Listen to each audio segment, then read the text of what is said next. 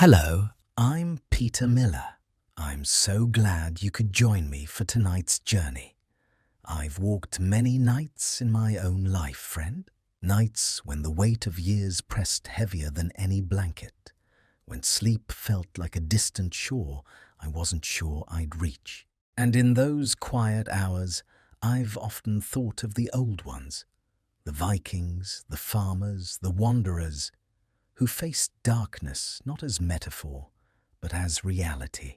Tonight, let me sit with you here, as an older brother might sit by a fire, sharing stories not to frighten, but to remind you that vulnerability is the soil where strength grows. We're in this together. Close your eyes if you wish. I'll keep the watch. Before we begin, let me ask you something. Right now, as you settle into your space, feeling the weight of the day lift away, do you ever wonder what it would be like if sleep itself was dangerous? The child inside you, the one who once feared the dark, who pulled blankets tight and listened to every creak in the house, that child understands something adults often forget. Darkness is not empty, and in the world of the Viking Age, that child was right to be afraid. Because night was when the world changed its rules. The air inside holds a specific texture. It smells of ancient things. The sharp, resinous scent of pine logs waiting to burn. The deep, earthy heaviness of peat smoke. And the smell of lanolin from the unwashed wool, a scent that, to Bjorn, smells simply like safety. It is the perfume of survival, a dense atmosphere that wraps around you, telling you that here, in this small space, life is concentrated. But here's what's remarkable. Those people, in that harsh world, found a way. Not by conquering sleep, not by avoiding it, but by learning to rest without ever fully letting go.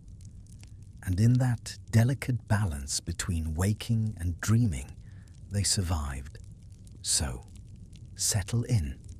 You're safe here. I'll be with you through this entire journey. And by the time we reach the end, you'll understand something profound about what it means to truly rest. Even when rest itself feels impossible, you'll see how those ancient people turned vulnerability into vigilance, and how their nights, though filled with danger, taught them something we've almost forgotten. Let's begin where every night begins. At that moment when light fades and the world transforms. There's a moment just before darkness settles completely. You felt it before, that brief suspension when day hasn't quite ended, but night has already begun its quiet invasion. Colors fade first, then edges soften.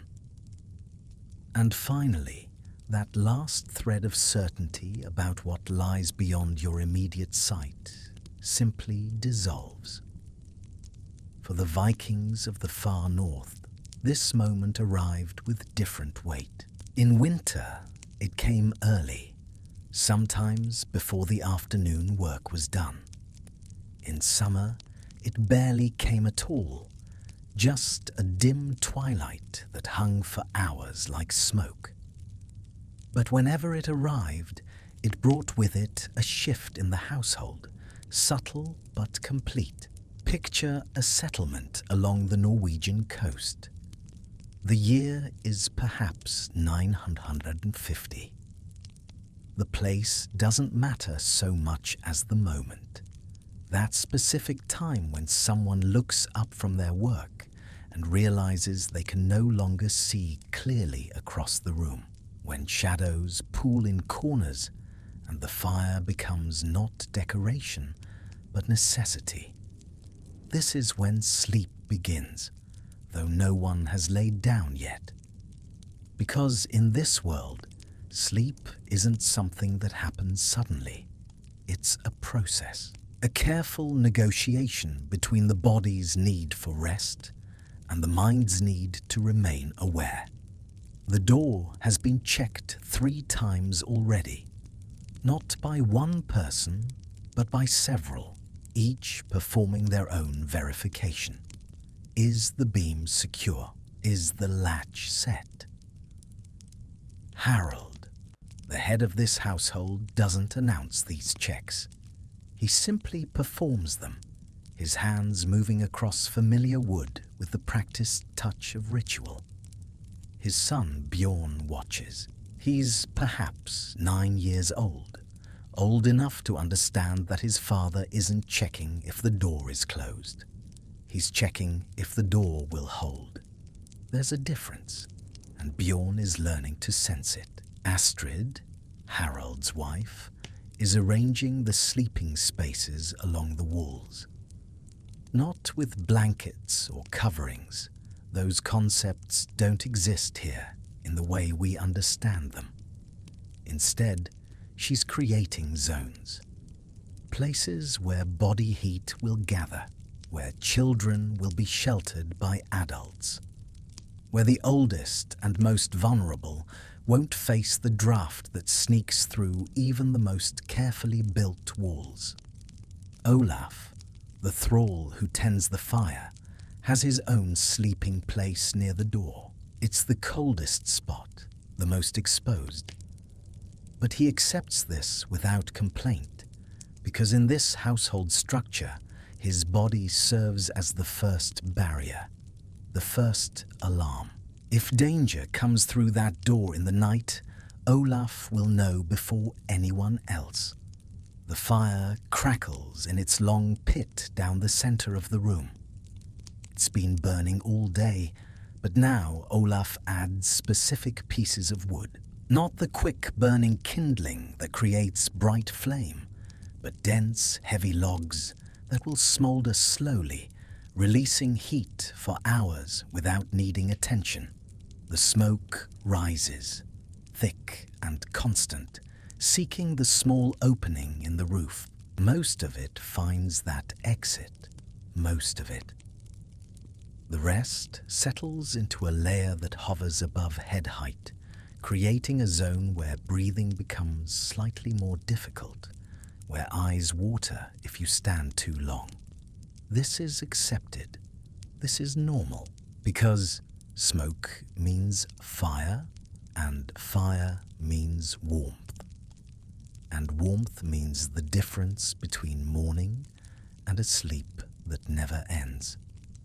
Harold moves to his sleeping place. Not a bed in any modern sense, but a slightly raised platform built into the wall. It's been positioned carefully, high enough to avoid the coldest air that settles near the floor, low enough to stay below the densest smoke, the exact height where survival lives. He doesn't lie down immediately. Instead, he sits, his back against the wall, his axe within arm's reach. Not on the floor where he'd have to bend to retrieve it. Not hanging where it might make noise if grabbed quickly. Right there, handle angled, so his hand knows exactly where to find it in complete darkness. Astrid settles near him, but not touching. They've learned through years of winter nights that bodies need space to regulate their own heat. Too close, and you wake sweating, which means damp clothing, which means colder by morning. Too far, and you lose the benefit of shared warmth. The distance is perhaps 6 inches. Specific, practiced. Bjorn curls nearby, his body naturally assuming a position his conscious mind doesn't choose.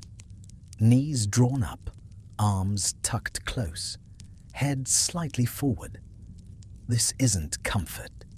This is conservation. Every inch of exposed surface loses heat, so the body, even in sleep, will work to minimize that loss. The room settles into a particular kind of quiet, not silence. The fire continues its low conversation with itself. Wind finds gaps in the walls, creating small whistles and sighs. Outside, waves hit the shore with their endless rhythm. But human voices stop. This is the threshold, the moment between activity and rest. And for these people, it's not a moment of release, but of heightened attention. Because now the real work begins. The work of sleeping without abandoning vigilance, of resting without surrendering awareness. Harold's breathing changes first. It deepens, slows, but his eyes don't close completely. Even as sleep begins to pull at him, some part remains tethered to the room, to the sounds, to the subtle shifts in air and shadow that might signal something wrong. Astrid lies down, but her body doesn't relax all at once. It yields in stages. Shoulders first, releasing their daily tension. Then spine, settling into the wooden platform. But her hands remain slightly curled, ready to grasp, to push, to react. Even unconscious, her body maintains a certain readiness. This is how night truly begins. Not with darkness, because darkness has been here for hours. Not with sleep, because sleep in this world is never complete. It begins with this careful descent into a state that is neither waking nor true rest. A state where the mind dims but doesn't extinguish, where awareness continues just below the surface of consciousness. Olaf feeds the fire one last time before his own rest. His movements are quiet, practiced. He knows exactly how to shift logs without creating sparks, without disturbing those already drifting towards sleep. The fire accepts his offering and settles into its long, slow burn. And now, finally, the household enters what they would call first sleep. That initial phase where the body claims what it needs most desperately, where exhaustion from the day's labor pulls everyone down into something approaching true unconsciousness. But even here, even in this deepest early rest, something remains active. Some part of each person continues to process the environment, the temperature, the sounds, the quality of the air. It's not thinking exactly. It's older than thought, a kind of animal awareness that predates language or conscious decision. Harold, in the beginning of his first sleep, is not dreaming yet. He's descending, sinking through layers of consciousness like a stone dropped in deep water. Slowly, inevitably, but always with that thin thread connecting him to the surface, to the room, to the possibility of sudden waking. This is how they survive the night. Not by sleeping deeply and safely, but by sleeping partially, carefully, with one foot always in the waking world. And this is only the beginning. The night is very long, and it has many hours left to test them. And sometimes the test arrives unannounced. Deep in that first sleep, when the fire has settled to embers and the room holds its breath, a low, guttural sound drifts through the walls. Not the wind, not the timber groaning, but something alive. A wolf, drawn by the faint scent of dried fish and human warmth, pads along the outer wall. Its nose presses against the cracks, huffing softly, testing. Then a heavy shoulder thuds once, twice against the door. Slow, deliberate, curious. Olaf, nearest the entrance, snaps awake in absolute silence. His body doesn't move, but his hand slides toward the spear shaft he keeps within reach. His breathing stops. Harold, still lying on his side, feels the vibration through the platform. Without opening his eyes fully, his fingers close around the axe handle. Smooth, familiar, ready. Every muscle locks in the curled posture he has trained for years. Coiled spring, not rigid stone. Astrid draws Bjorn closer, her arm curving protectively over the boy's face, muffling any possible sound. Her heart pounds, but her body remains still, breath shallow and controlled. The household freezes as one organism, half in sleep, half in waking, listening. Seconds stretch into eternity. The wolf snorts once more, then pads away, its footsteps fading into the snow. Only when the silence returns, unbroken for a long minute, do they exhale, slowly, quietly. Harold's grip on the axe eases. Olaf settles back, eyes still open. Astrid loosens her hold on Bjorn just enough for him to breathe freely again. No words, no panic. Just the quiet return to the razor edge they have always walked. You know, I've come to believe that the real courage isn't in never feeling fear. It's in lying down anyway, knowing the night might take something from you, but choosing to rest regardless. Harold did that every evening. He didn't pretend the axe wasn't there, didn't fool himself into thinking the door was unbreakable. He simply accepted the truth.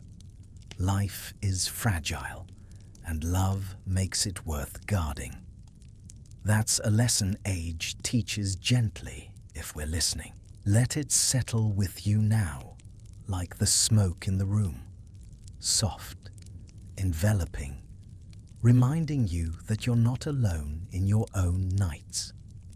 Before the silence, there were words. In a world without books, the voice was the library. Perhaps an hour ago, Harold spoke into the dim light.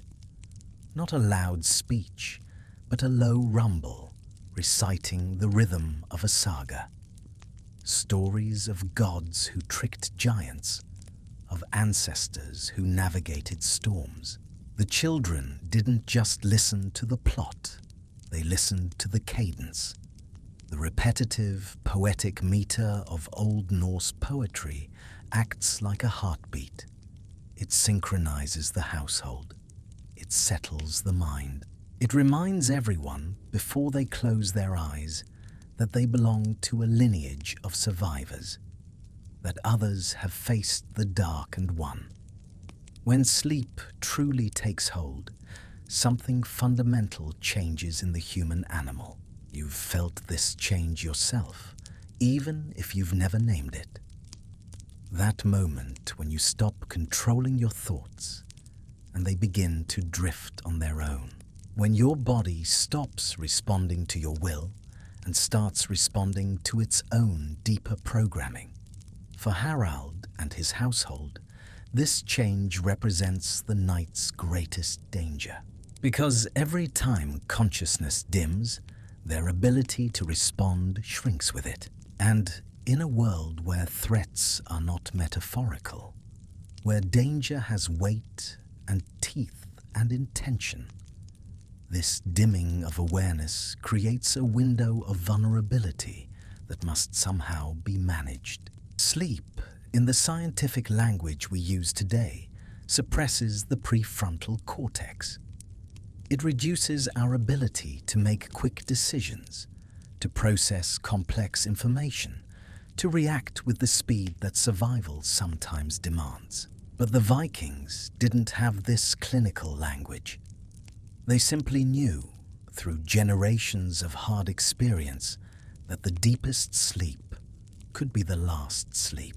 That somewhere in the middle of the night, if you descended too far into unconsciousness, you might not return.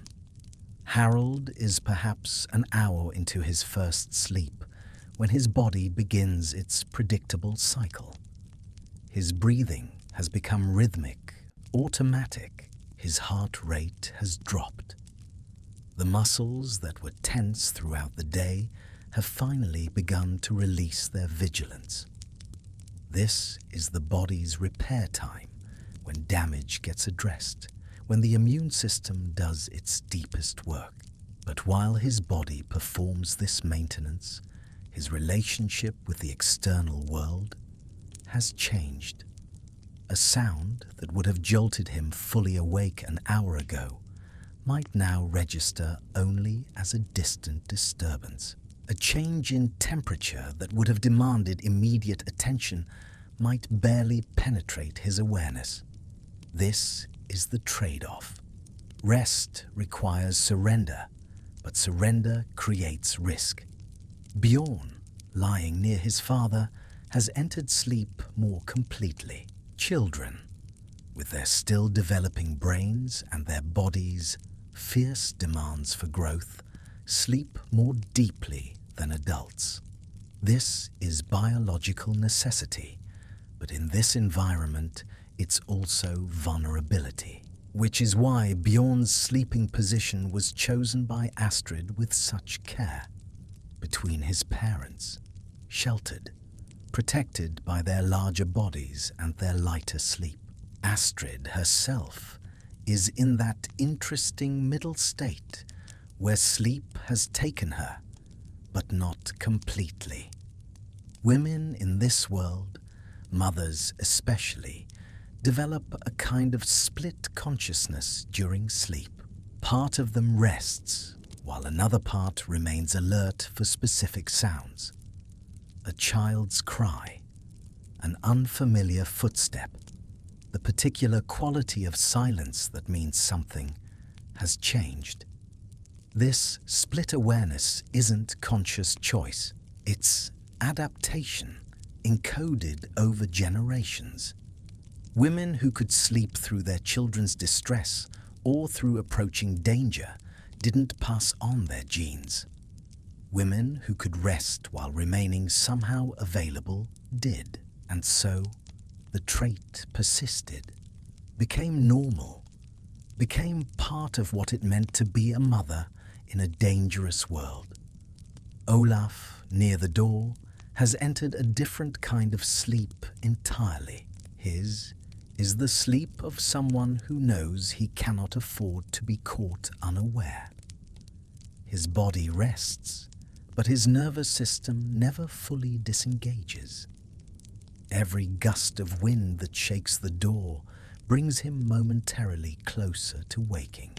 Every unusual sound pulls at his consciousness, like a hook trying to bring a fish to the surface. This isn't insomnia in the modern sense. He will get rest tonight. His body will perform its necessary repairs, but he will never reach the deepest stages of sleep, those places where dreams become vivid and real, where the body becomes temporarily paralyzed to prevent us from acting out our dream narratives. He can't afford to go there. His position, both physical and social, demands that he remain nearer to waking than to true rest. The fire continues its work, but it's beginning to dim now. The logs Olaf placed before sleeping were chosen to burn for hours, but nothing burns forever. The heat in the room, which was almost excessive when people first lay down, is starting to decrease. Subtle, incremental, but real. This temperature change is actually a tool, though they might not have thought of it that way. As the body cools, sleep begins to lighten naturally. The deep unconsciousness of the first hour or two begins to give way to something more fragmented, more interruptible, more safe. But safety is relative. Because while sleep reduces awareness, being awake in this environment for too long brings its own dangers. Exhaustion creates mistakes, slow reflexes, impaired judgment. The challenge isn't to avoid sleep, but to manage it. To take what the body needs while maintaining enough connection to the environment to survive the taking. Harold, in his sleeping state, makes a small adjustment. His hand moves slightly, checking without conscious thought that the axe is still where he left it. His fingers touch wood, and some part of his nervous system registers the confirmation. Good. Still there. Still reachable. The hand relaxes again. This micro-waking, this momentary verification, is part of the rhythm. Sleep is not a smooth descent into oblivion, but a series of waves. Down into deeper unconsciousness, then back toward the surface. Down again, then back. Each time the sleeper surfaces, even briefly, there's an opportunity to assess, to check, to make sure that the situation remains stable. When modern people talk about sleeping through the night, they imagine 8 uninterrupted hours of unconsciousness. But that's not natural human sleep. That's something industrial society created with its fixed schedules and its artificial light. For most of human history, sleep looked more like what's happening in this Viking household. Fragmented, cyclical, with periods of deeper rest punctuated by moments of light awareness. The difference here is intention. These people aren't waking because of sleep disorders or anxiety. They're surfacing because their survival depends on remaining partially connected to the world around them. Their sleep architecture has adapted to their environment's demands. Astrid stirs slightly, not waking, but moving through a lighter phase of her sleep cycle. Her breathing changes rhythm for a moment. Her body shifts, seeking a position that addresses a developing discomfort in her hip.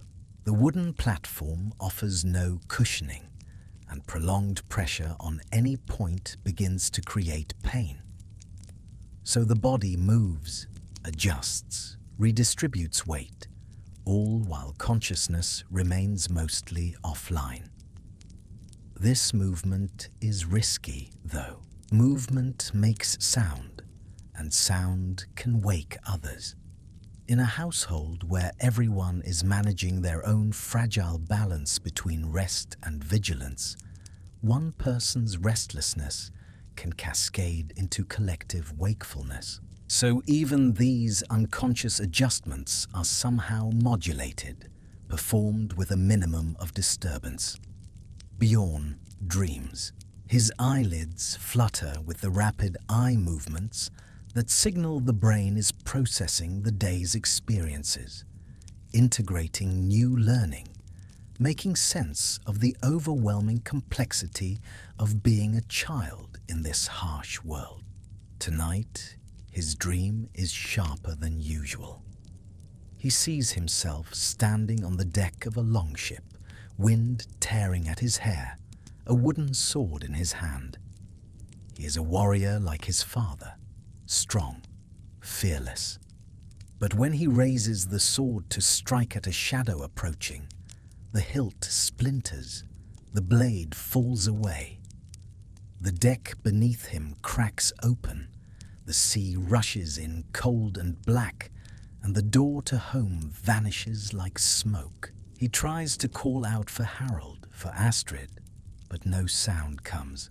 The dream holds him there, small and unarmed, until the cold seeps in and his body instinctively curls tighter in sleep, knees to chest, hands tucked under arms, still protected by the warmth of his parents, even as his young mind rehearses the fear he has not yet named. His dreams are probably not narrative stories, but something more primal. Images, feelings, patterns of light and dark. The basic material of a growing mind. But even as he dreams, his brain is still monitoring. The temperature continues to drop, and some part of his sleeping consciousness registers this.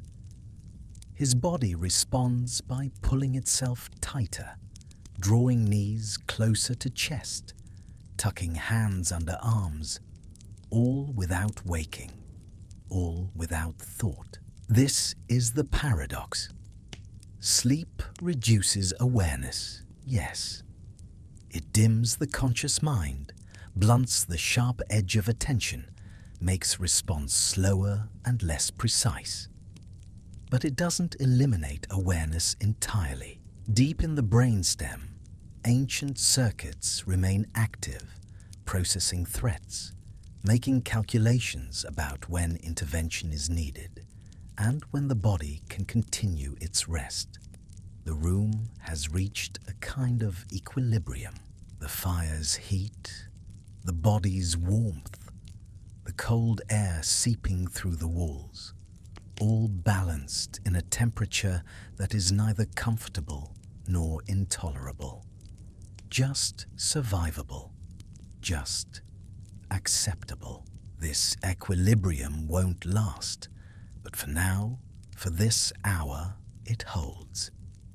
And in this holding, the household gets what it needs most.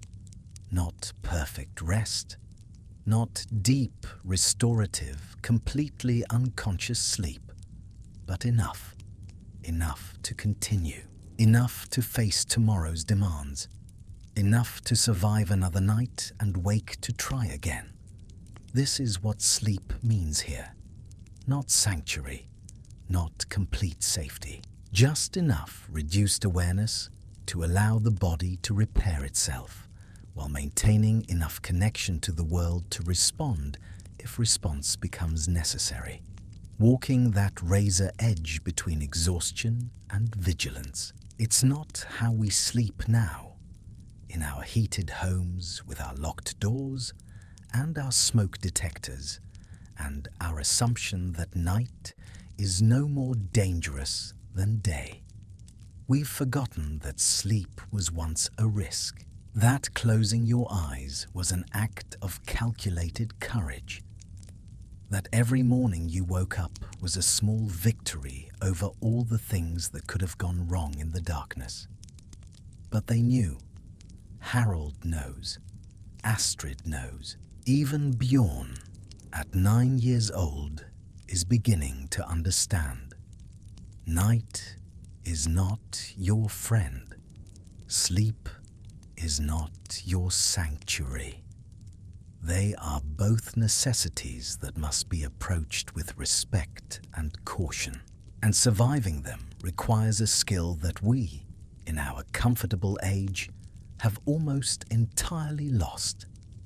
The skill of sleeping without fully letting go, of resting while remaining somehow ready, of descending into unconsciousness while keeping one hand, always, on the rope that can pull you back. Pause here, with me for a breath. Feel your own chest rise and fall. In my younger days, I thought vigilance meant constant battle, eyes wide, fists clenched. But life has shown me otherwise. True vigilance is quieter. It's the hand that rests near the axe, but doesn't grip it every second. It's the heart that loves fiercely enough to protect, yet trusts enough to close its eyes. The Vikings didn't conquer fear. They befriended it, made it a companion in the dark. And in doing so, they found a kind of peace we modern souls sometimes chase in vain. Let that thought cradle you as we continue. You're doing well, just breathing. If you watch someone sleeping, truly sleeping in that deep unconscious state, their body tells you everything. The sprawl of limbs, the slack jaw, the complete surrender of muscular control. This is what we picture when we think of rest. The body as ragdoll, every tension released, every guard dropped. But in Harold's household tonight, no one looks like this. And there's a reason. Posture, even in sleep, is a statement. It communicates how much control you're willing to surrender, how much trust you're placing in your environment. And in a world where the night is genuinely dangerous, where threats are not abstract but present, posture becomes a tool for survival. Harold is on his side, curled slightly, one leg drawn up, the other extended. This isn't random. This position allows him to roll either forward or back with minimal effort. To go from lying to sitting requires less energy from this position than from flat on his back. To reach for the axe is a single motion rather than multiple adjustments. His head rests on his own arm rather than flat on the wooden platform. Again, this isn't comfort, it's practical. His arm provides just enough elevation that his ear, the one not pressed against the wood, remains unobstructed, able to hear, able to process sounds even through the layers of sleep. Watch his spine. It's not straight. There's a curve to it, a slight arch. This too is functional. A completely flat back relaxes the muscles that would allow quick movement. But this gentle arch maintains some level of engagement in the core muscles. Not full engagement that would prevent rest, but partial. Enough that if sudden movement is needed, the muscles won't have to overcome complete inertia. Astrid lies differently because her body has different requirements. She's on her side as well, facing toward Bjorn. One arm is stretched out, not touching her son, but close enough that if he moves, she'll feel the change in air between them.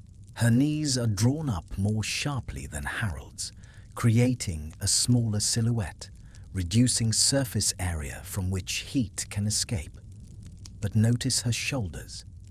They're not rolled forward in complete relaxation. There's still some tension there, some maintenance of structure. If she needed to sit up, to reach for Bjorn, to respond to his cry or his movement, her body is positioned to make that response immediate. Not easy, exactly, but immediate. This is what I mean when I say posture is control. Every position these bodies assume, even in sleep, is a negotiation between the need for rest and the need for readiness. Too relaxed, and you lose those crucial seconds at the beginning of a crisis. Too tense, and you never achieve real rest. The line between is narrow, and walking it is an art learned through hundreds of nights, thousands of hours of this delicate balancing. Bjorn, being younger, hasn't mastered this balance yet. His body assumes positions that look more like what we'd consider normal sleep. Limbs occasionally sprawled, face sometimes pressed directly against the wooden platform. The complete abandon that comes from not yet fully understanding the risks. But watch what happens when the temperature drops another degree, when a draft finds its way through a gap and touches his skin. His body responds even in sleep. The sprawl contracts, limbs draw in. He becomes smaller, more protected. His sleeping brain receives the signal of cold and makes the adjustment automatically, without waking, without conscious thought. This is posture as a measure of the environment. The more comfortable the conditions, the more relaxed the body can afford to become. But as comfort decreases, as cold increases, or sounds become unfamiliar, or the fire dims too much, posture tightens, bodies curl, surfaces minimize, readiness increases. Olaf, near the door, demonstrates this most clearly. He lies on his side, yes, but not curled.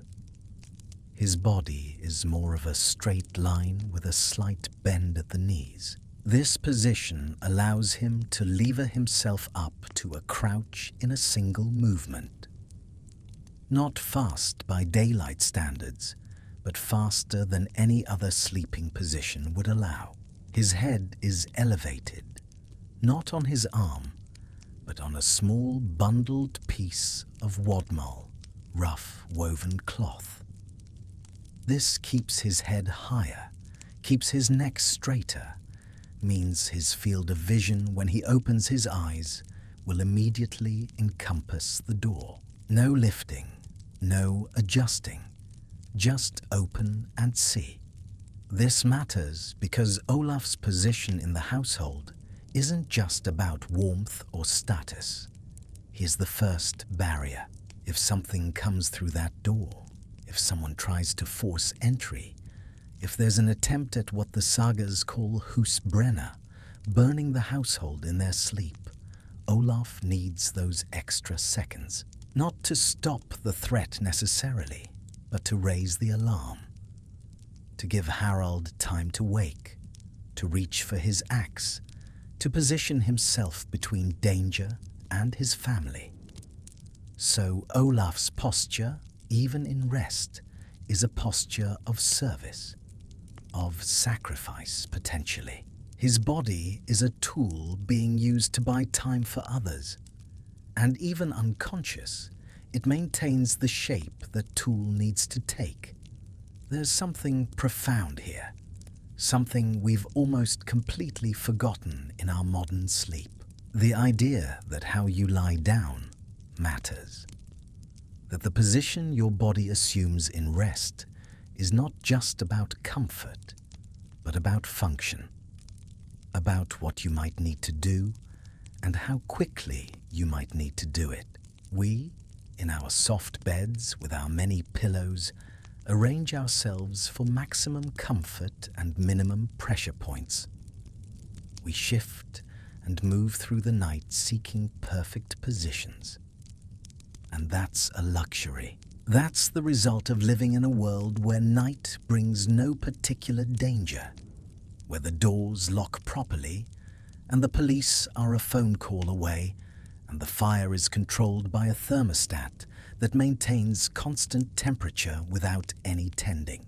But strip away those securities and suddenly posture becomes communication. Your body's position speaks to your level of trust in the environment. And in a Viking household in winter, that trust is limited, conditional, constantly being assessed and reassessed.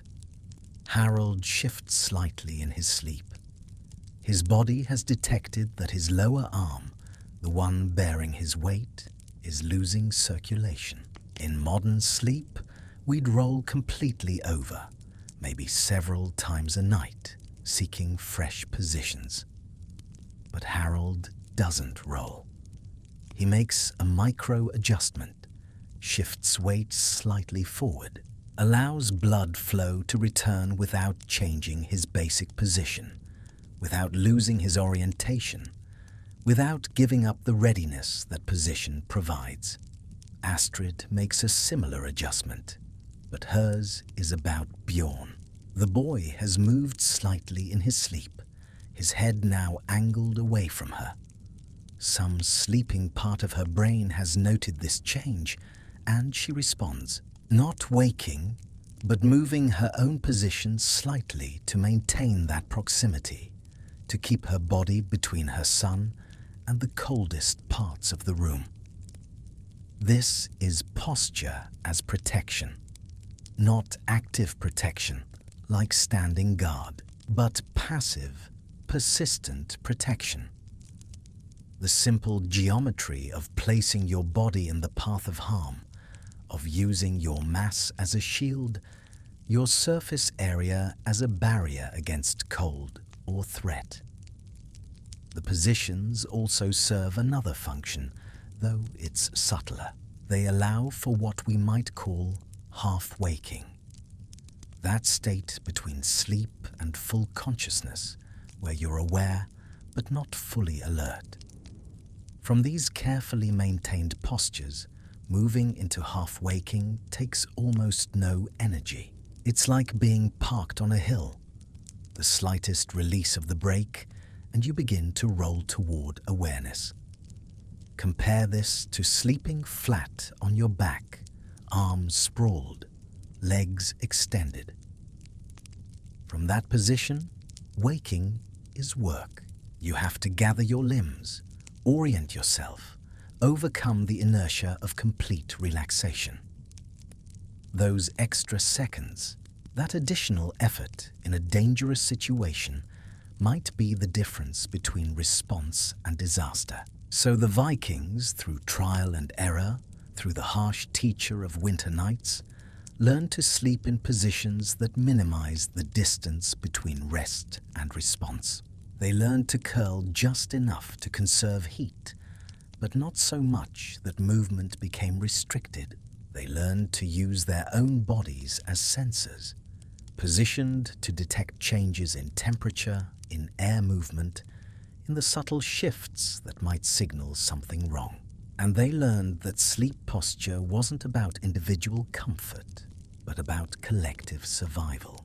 The way bodies arranged themselves in the room, the distances maintained, the orientations chosen, all of it served the larger purpose of keeping the household alive through the night. Harold's axe, always within reach, is positioned so his hand naturally falls near it. From his sleeping position, his arm extends in a line that ends within inches of the weapon's handle. This isn't accident. This is design. If he wakes suddenly, even confused, even disoriented, his hand will find what it needs without conscious searching. Astrid's position relative to the door, relative to her son, relative to her husband, creates a kind of geometry of safety. Her body is the middle link in a chain. Information from Olaf passes through her to Harold. Protection from Harold extends through her to Bjorn. She is positioned to relay, to channel, to facilitate the protection the household provides itself. Bjorn, even as he learns these patterns, is already beginning to modify his sleeping positions. Not consciously, but through a kind of osmosis.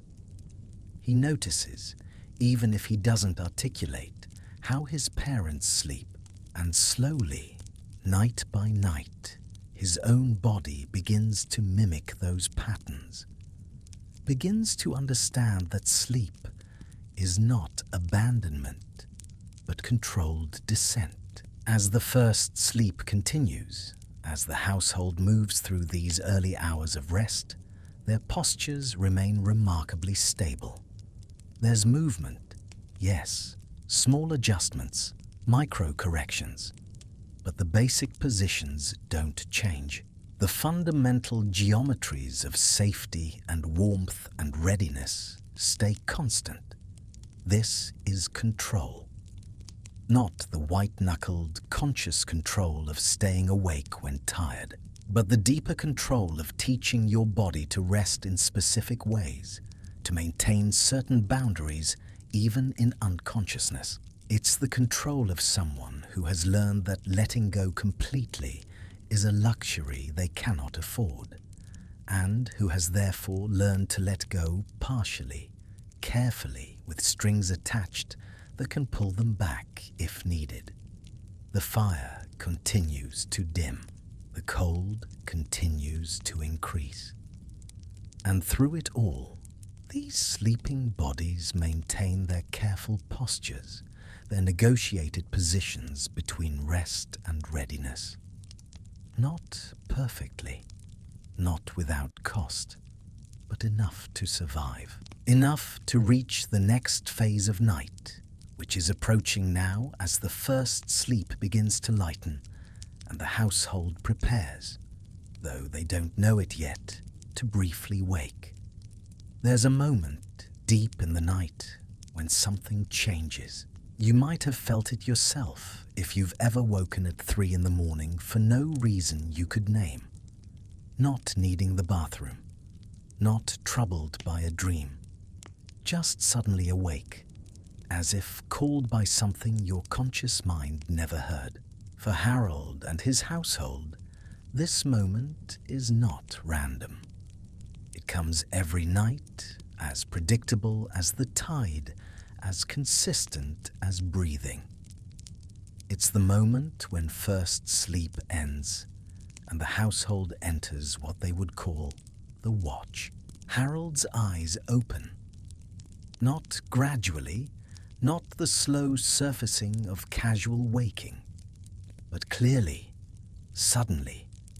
One moment unconscious, the next fully aware, oriented, knowing exactly where he is and what time of night it must be. This is not disturbed sleep.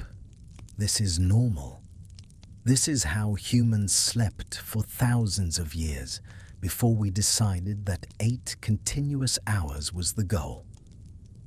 He lies still for a moment, not moving, just listening, taking inventory of the sounds. The fire, now much lower, still crackling softly. The wind, still moving around the building's exterior. Breathing from the others, steady, ongoing. Everything as it should be. No alarm, no threat. Just the natural break in the night's rhythm.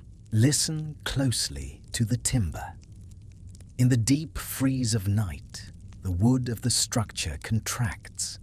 It groans. A pop, a creak, a long, low sigh. To a stranger, these sounds might mimic a footstep, but Harold knows the voice of his own house. He knows that these groans are not threats, but the sound of the structure fighting the cold alongside him. The house is laboring too, holding its heavy roof against the elements, creating a shell of safety that speaks in the language of straining timber. Astrid wakes next, following Harold by perhaps 30 seconds. Her waking is equally clean, equally immediate. She too lies still for a moment, checking the environment with her ears before moving, confirming that Harold is awake, listening for Bjorn, hearing his continued steady breathing. Good. Let him sleep. He's young enough that his first sleep extends longer, his body's needs for growth demanding more continuous rest. This is the watch, though they don't call it that in so many words.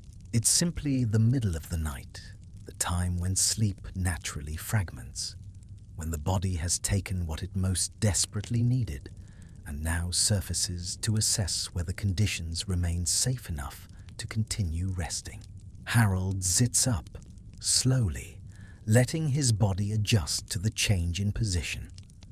Blood redistributes. Muscles that have been still for hours begin to remember their function.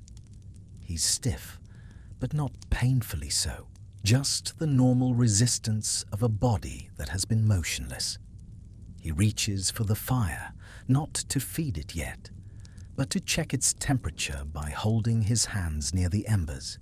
Still warm, still viable. Olaf, from his position near the door, is also waking, or perhaps he never fully slept.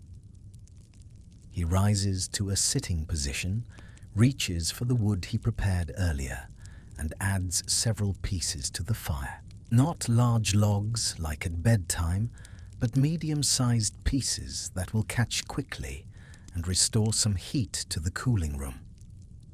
The fire accepts this offering and begins to brighten.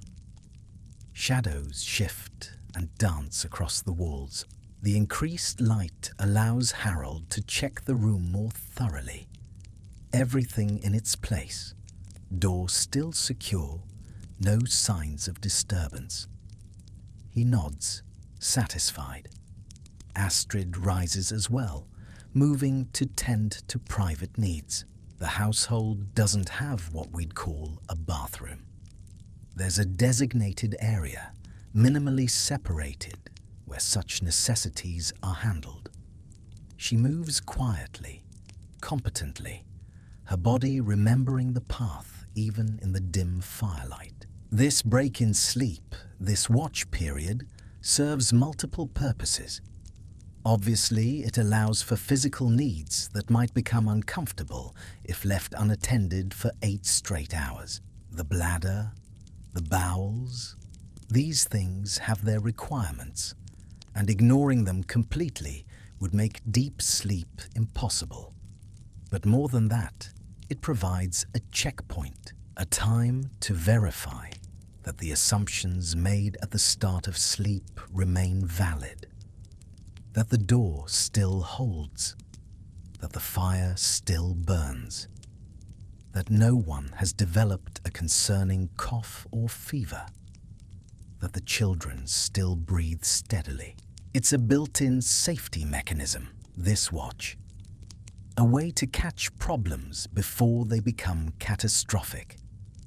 A small leak in the roof could be noticed now, before water pools enough to damage stored food. A child developing a fever could be comforted before escalating to something worse. A shift in the wind that might threaten the fire could be addressed before the household wakes to cold ashes and frozen breath. Harald and Astrid don't speak much during the watch. There's no need for extended conversation. They communicate in looks, in small gestures, in the comfortable shorthand of people who have shared thousands of nights. She checks the children. He checks the perimeter. They both tend to their own needs and return to their sleeping places. But they don't lie down immediately. Not yet. There's a period, maybe 15 minutes, maybe 20, where they simply sit, present, awake, letting the nervous system fully engage before shutting down again. This, too, is part of the rhythm. If you lie down too quickly after waking, sleep doesn't return easily. The body needs to feel satisfied that it has addressed whatever brought it to consciousness. Olaf has used this time to properly rebuild the fire. Now it burns with renewed vigor, pushing back the cold that had been accumulating during the first sleep. The temperature in the room rises noticeably, and Harold feels the warmth on his face, a physical reassurance that they won't freeze in the second sleep. During this watch, Harold's mind is active in a way it can't be during either waking work or sleeping rest. There's a particular quality to thoughts at this hour, a clarity, a lack of the day's distractions. His mind reviews the past day, plans for tomorrow, considers problems that seem insurmountable in daylight, but somehow more approachable now in the quiet dark. He thinks about the boat that needs repair, yes, but tonight the mind drifts further back to a winter 15 years ago. The storm came without warning. wind like knives, snow so thick it swallowed the fjord. His father had gone out to secure the nets, promising to return before dark. He never did. They found him at dawn, curled against a rock, face peaceful, as if he'd simply lain down to rest. Harald was barely older than Bjorn is now. That night taught him what no saga could. The dark doesn't always roar. Sometimes it whispers, and you still don't wake up. So he checks the door again with his eyes, even though he already knows it's secure. He listens to Astrid's breathing, to Bjorn's small sighs. He will not let the dark take another from this house. Not while he still draws breath. He thinks about the boat that needs repair, about the fish that need to be preserved, about the conversation with a neighbor that left tension unresolved. His mind moves through these thoughts without urgency, processing, filing, making connections that the busy, conscious mind misses. Astrid, in her own silent reflection, considers the household supplies. There's enough food, but barely. The winter is long, and they're only in the middle of it. Rationing will need to continue. She thinks about Bjorn, about his growth, about the man he's becoming, about how to teach him the things he'll need to survive in this unforgiving place. This cognitive processing, this quiet reflection, is actually part of what makes biphasic sleep so effective for mental health. Modern research has found that breaking sleep into 2 periods can improve emotional regulation, enhance creativity, and reduce anxiety. The watch period provides a natural time for the brain to process the day's events without the pressure of needing to act on them immediately. But the Vikings didn't know about circadian rhythms or REM cycles. They just knew that waking in the middle of the night felt natural. But the thoughts that came during the watch were somehow clearer than daytime thinking, and that attempting to sleep straight through often resulted in worse rest than breaking the night into pieces. The room has warmed enough now. Olaf has returned to his position near the door. The fire is stable, banked to burn steadily for several more hours. The checks have been completed. Everything that needed attention has been addressed. Harald lies back down, resuming his carefully controlled position. Astrid does the same. They close their eyes, but sleep doesn't return immediately. There's a period, several minutes, where they hover in that space between waking and sleeping, aware of both, committed to neither. Gradually, breath by breath, consciousness dims again. The body's chemistry shifts back towards sleep mode. Heart rate slows. Muscle tension releases incrementally, and slowly, carefully, the household descends once more into unconsciousness. This is second sleep, and it's different from the first, deeper in some ways, because the body has already addressed its most desperate needs for rest and is now free to dive into more restorative phases. But lighter in other ways, because morning approaches, because the night is passing, because survival through to dawn becomes more likely with each hour. Bjorn, who slept through the watch entirely, continues his unbroken rest.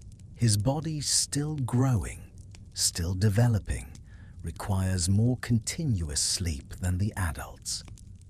He'll learn the pattern eventually, as he ages, as his body matures.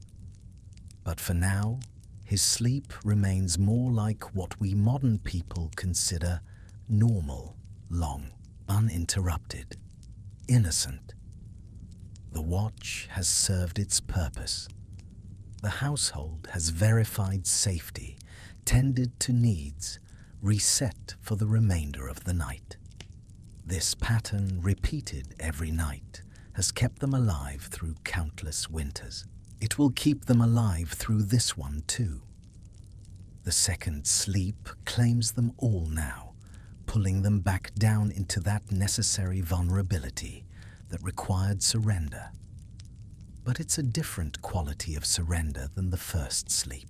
There's less distance to fall, less abandonment of consciousness. The second sleep knows that morning is coming, and it prepares even while resting, keeping the body and mind oriented toward the eventual need to wake and face another day. Outside, the night continues its slow progress toward dawn.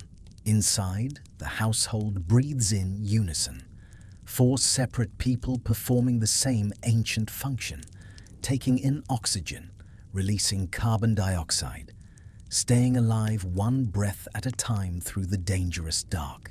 In this quiet watch of theirs, and in yours, if your mind wanders now, I've often felt the same pull. The middle of the night is honest. No distractions, no daylight masks. Just you, the dark, and whatever truths you've carried through the day. I remember nights when I sat up like Harold, reviewing regrets, planning small repairs to the soul. And I learned this: the darkness doesn't judge. It simply waits. If you meet it with kindness toward yourself, it gives back clarity. Harold and Astrid didn't speak much in these hours, but their silence was full of trust, of shared history, of unspoken promises to see the dawn together. May your own silences be as gentle tonight. There's a peculiar thing that happens in extreme cold.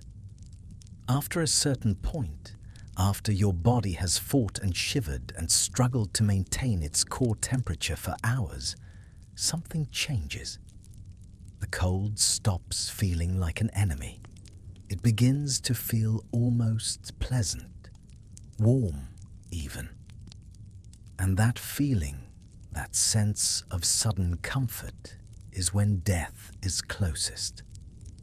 This paradox, this betrayal by your own nervous system, was something every Viking understood. Not scientifically, not with the language of hypothermia and metabolic shutdown that we use now, but experientially, through stories, through watching, through the careful transmission of survival knowledge from one generation to the next. Harold knows this story.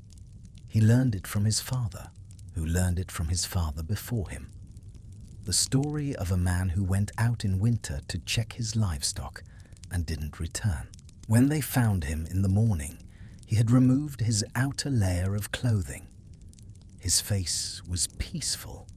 He looked comfortable. But he was dead, frozen solid, killed not by the cold's attack, but by its seduction. This is why comfort in a cold night becomes suspect.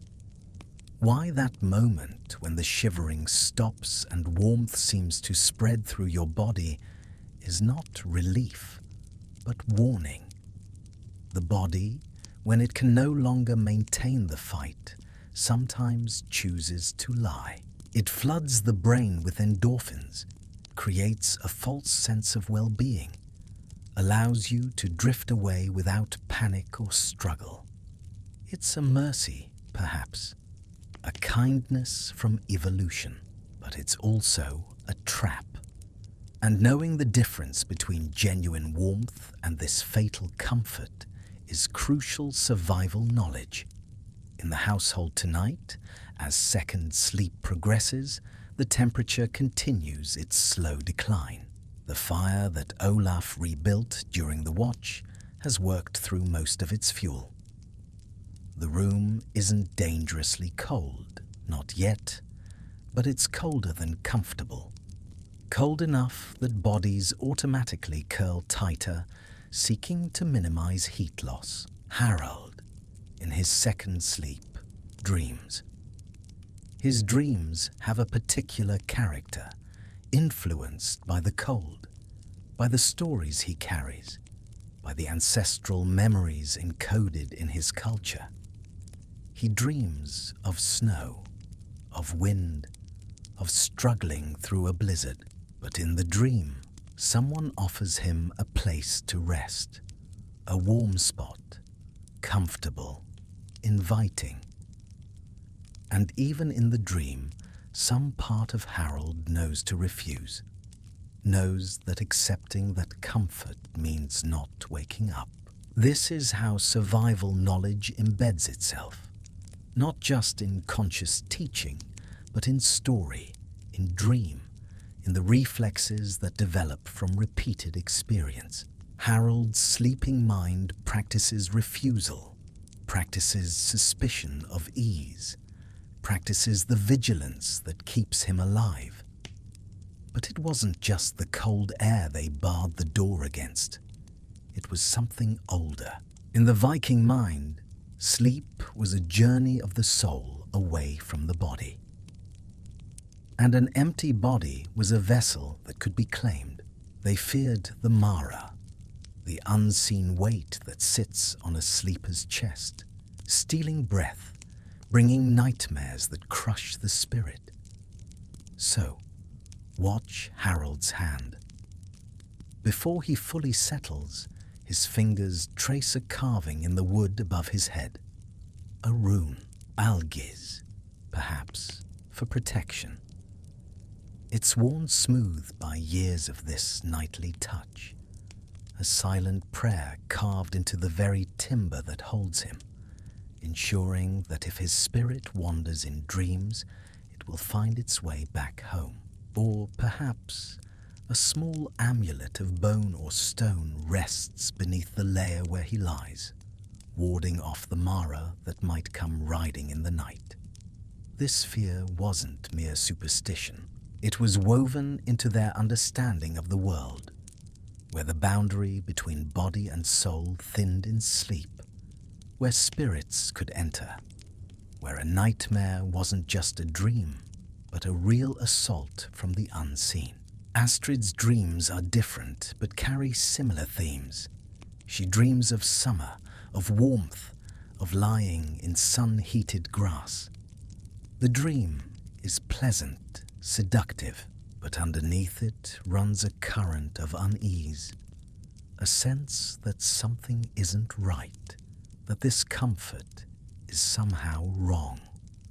Her sleeping mind knows what her waking mind knows. In winter, suspicious comfort might be the last thing you feel. The children, Bjorn especially, haven't developed this same suspicion yet. Their dreams are more innocent, more accepting of comfort when it appears. This is partly why children in this environment require such careful watching. Their instincts haven't been fully trained yet. They might accept the seduction of fatal warmth without the internal alarm bells that experience provides. But there's another layer to this, something subtler. It's not just about temperature. It's about any kind of ease that seems out of place. A sudden feeling of relaxation when you should be alert. A sense of peaceful drowsiness that comes over you during the watch, when you should be checking for danger. That too can be a warning sign. The mind, when overstressed, when pushed beyond its normal capacity for vigilance, sometimes simply shuts down. It decides, without consulting your conscious will, that it can't continue, and it pulls you down into sleep whether conditions are safe or not. This too is a kind of seduction, a kind of false comfort, and fighting it requires reserves of will that not everyone possesses. In Harold's household, the cold has not yet reached dangerous levels. The fire still provides some heat, The bodies, clustered together, share warmth, but the principle remains active in their sleeping minds. The suspicion of ease. The refusal to trust comfort that appears suddenly or feels unearned. This might sound like paranoia to modern ears. We live in heated homes where comfort is expected, where ease is the default and discomfort is the aberration.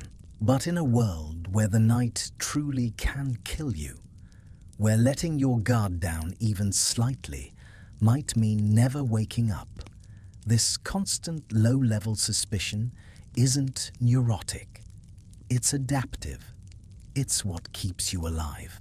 Olaf, from his position near the door, stirs slightly in his second sleep.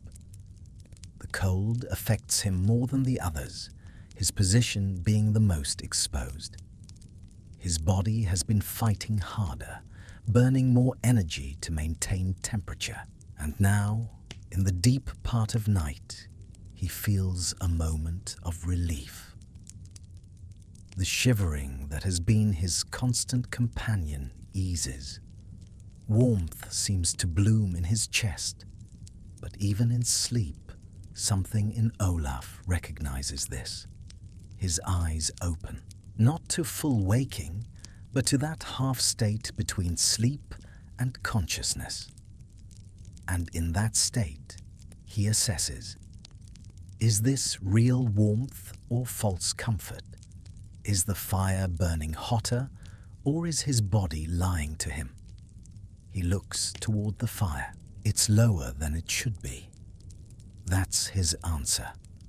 The warmth he feels is not external. It's his body's temperature regulation beginning to fail, trying to convince him everything is fine when it's not. He rises, adds wood to the fire, waits until the flames catch properly and heat begins to actually increase. Only then does he lie back down, satisfied that what he'll feel next will be genuine warmth, not the body's final kindness. This moment, this check, might have saved his life, or it might have been unnecessary, the cold not yet dangerous enough to truly threaten him. But the point is the response itself. The refusal to trust unexpected comfort, the insistence on verification before accepting ease. Harold, still sleeping, has his own moment of testing. In his dream, he's been offered a place by a fire, warm and inviting. But the fire is in a strange house, offered by people he doesn't know. And even in the dream logic, he refuses. He stays in the cold. He keeps walking, because accepting unknown comfort is how people disappear, how they're found in spring, when snow melts, their bodies preserved by the ice that killed them. Astrid's body makes a micro-adjustment, pulling closer to Bjorn without waking. Some maternal instinct, monitoring her child's temperature even through sleep, has detected a change and responded. Not conscious, not deliberate, but effective. The few inches of distance close, body heat transfers more efficiently, and Bjorn's sleeping form relaxes slightly as warmth increases. This is the balance they maintain through the night, between comfort and suspicion, between rest and vigilance, between trusting the body's signals and questioning them. It's exhausting in its way. It means never truly relaxing, never fully letting go, but it's also effective. It keeps them alive through nights that would kill someone who trusted their sensations without reservation. The false comfort of hypothermia is perhaps the most famous example, but it's not the only one. There's the comfort of carbon monoxide poisoning, where victims simply drift away into sleep that never ends. There's the comfort of dehydration, where the body stops demanding water and the mind stops recognizing thirst. There's the comfort of extreme exhaustion, where sleep comes whether safety is established or not. All of these are traps, dressed in the clothes of relief, and all of them require the same response: suspicion, verification, the refusal to simply accept that everything is fine without checking the actual conditions. Modern life has trained this suspicion out of us. When we feel comfortable, we trust it. When ease arrives, we accept it. We've forgotten that comfort can lie, that our body's signals aren't always accurate, that what feels good isn't always what's safe. But in Harold's world, this forgetting would be fatal. So the knowledge persists, passed down through generations, embedded in stories and dreams, and the reflexive responses that develop from repeated close calls. The knowledge that sometimes the kindest thing your body can do is make you uncomfortable, keep you alert, refuse you the ease that might become permanent. As the second sleep continues, as the household moves through these deeper hours of night, this principle operates in the background of every sleeping mind. Not conscious, not articulated, but present, active, questioning every sensation, verifying every feeling of ease, maintaining that crucial distinction between genuine safety and the illusion of comfort. The fire, freshly fed by Olaf, begins to warm the room again. Real warmth this time, external and verifiable. And as that warmth spreads, the sleeping bodies respond by relaxing slightly, accepting this confirmed comfort, allowing themselves a deeper rest now that conditions actually support it. This is the difference. Comfort that comes from verified external sources can be trusted. Comfort that appears spontaneously from within, especially when conditions suggest it shouldn't, must be questioned. The Vikings didn't have the scientific language for this distinction, but they understood it in their bones. They taught it through story, practiced it through experience, and survived because of it. There's a depth to sleep that most people never reach anymore. A place where consciousness doesn't just dim, but disappears entirely. Where the body becomes so disconnected from the waking world that it might as well be in a different universe. Where dreams, if they come at all, are so alien and abstract that waking from them feels like being born into the world for the first time. This is the sleep that the body craves, the restoration it wants most desperately. But it's also the most dangerous sleep. Because when you're that deep, you don't come back quickly. Your body has to climb through layers of consciousness to reach the surface. And that climb takes time. Precious seconds, sometimes minutes, when threat might demand immediate response. But the brain simply isn't available yet. For Harold and his household, this depth is approached carefully, if at all. Most nights, they never reach it. They cycle through lighter stages of sleep, occasionally dipping toward the deep, but never fully submerging. Because deep sleep, in their world, is a luxury they literally cannot afford. But the body has its limits. You can manage on light sleep for a time, surviving on the cycles through REM and lighter slow-wave sleep. But eventually, the deficit accumulates. Eventually, the body demands to go deep or suffer consequences. Impaired judgment, slow reflexes. The kind of mistakes that get you killed in an environment where mistakes matter. So perhaps once a week, maybe less, conditions align in a way that allows for deeper sleep. A night when the weather is less severe, when supplies are adequate, when no immediate threats loom. When the household's collective nervous system decides it's safe enough to truly let go, just for a little while. Tonight is not that night. The cold is too present, the fire too demanding of attention, the general circumstances too marginal. But Harold knows what those nights feel like, and he knows why they're both necessary and risky. He remembers a night 2 winters ago when exhaustion finally overwhelmed caution.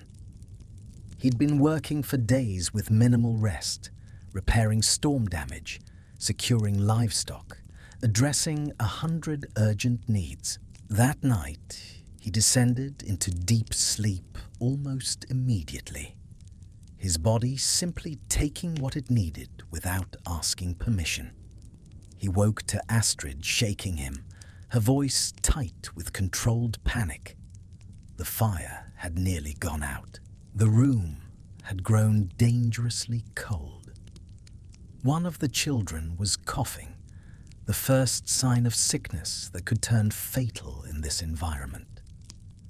And Harold, in his deep sleep, had been unreachable. Astrid had tried to wake him for what felt like hours, but was probably only minutes, and he'd been so far down that her voice couldn't penetrate. They'd survived that night, got the fire rebuilt, tended to the sick child, made it through. But the incident had frightened Harold more than he wanted to admit. The realization that his body could betray him that way, could pull him so deep that even danger couldn't call him back quickly, had changed something in how he approached sleep. Now, even when exhausted, he fights the descent into those deepest waters. He maintains some tether to consciousness, some thread that can be pulled to bring him back. It's not conscious effort exactly.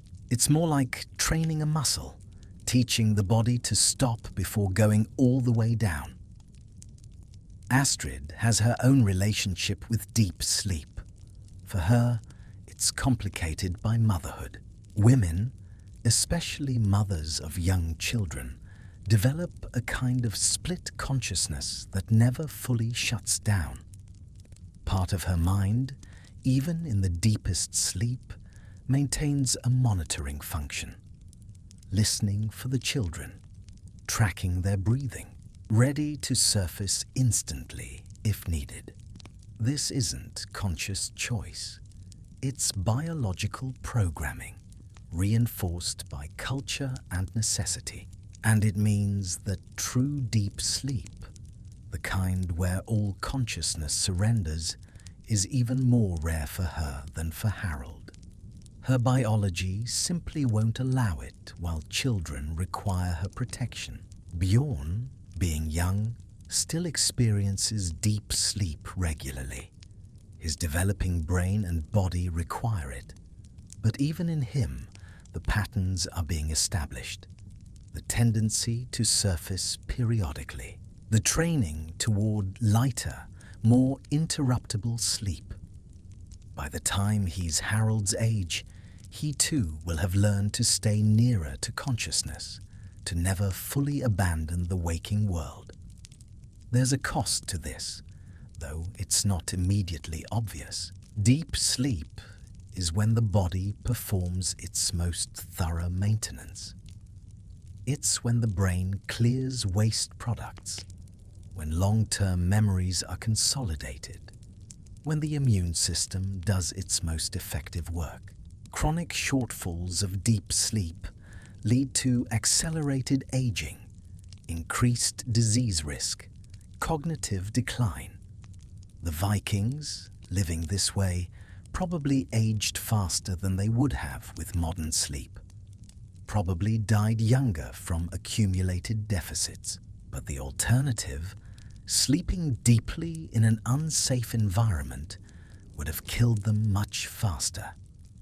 So, they accepted the long-term cost for short-term survival. This is the calculation that everyone in this household makes, night after night, usually without conscious thought. Trade some quality of sleep for some quantity of safety.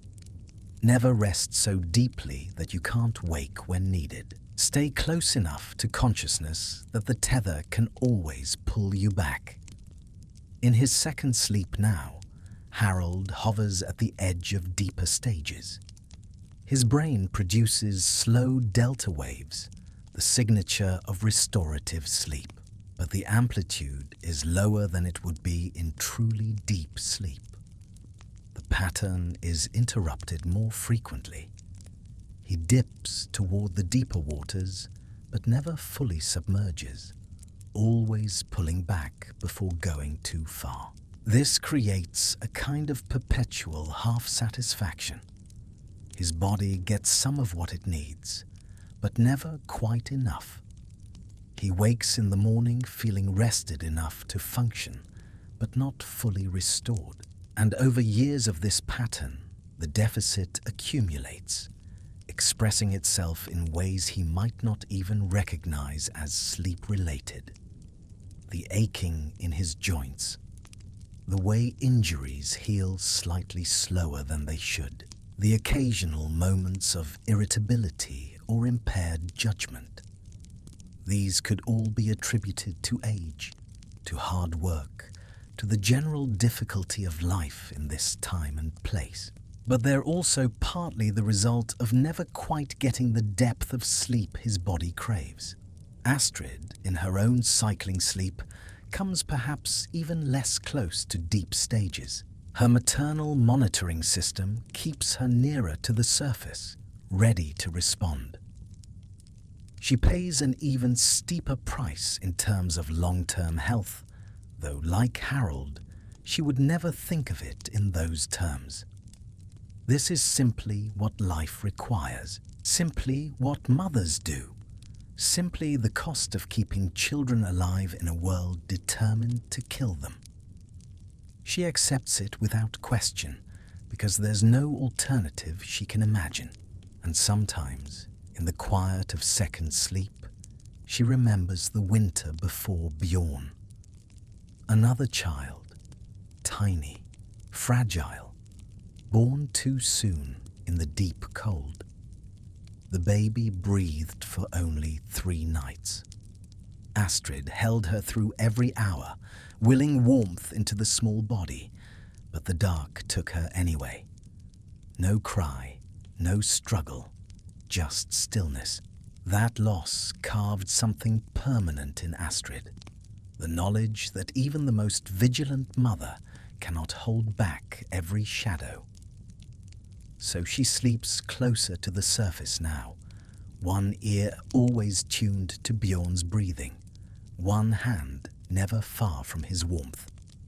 She will not lose another, not if her own rest is the price. Olaf's relationship with deep sleep is different still. As a thrall, his body is under different stresses. Physical labor that depletes him in ways that even Harold's work doesn't, but also psychological stress, the constant low-level anxiety of someone whose safety depends on pleasing others, whose mistakes can be punished, whose position is precarious. This stress makes deep sleep even harder to achieve. His nervous system stays more activated. His stress hormones remain elevated even during rest. When he does occasionally reach deeper sleep, it's often accompanied by dreams of running, of being chased, of failing some crucial task. His unconscious mind can't fully let go even when his body demands it. So the household cycles through the night, each person managing their own relationship with consciousness, none of them achieving the deep, thorough, restorative sleep that human bodies evolved to need. They survive despite this deficit, not because they've overcome the need for deep sleep, but because they've learned to function on less.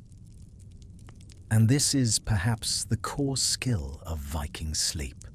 Not sleeping well, but sleeping enough. Not achieving perfect rest, but achieving sufficient rest. Learning to function on margins that would exhaust modern people within days. The fire continues its cycle of burning and dimming. The cold continues its pressure on the walls and roof. And inside, 4 people rest in their imperfect way, taking what they can from sleep while giving up what they must to stay alive. The night is passing. Morning will come eventually. They will wake, tired but functional, and face another day. And then, tomorrow night, they will do this again. And the night after, and the night after that, for as long as they live, which will be determined partly by luck, partly by skill, and partly by how well they manage this nightly negotiation between rest and readiness. There's something that happens when you do the same thing, night after night after night. The body learns.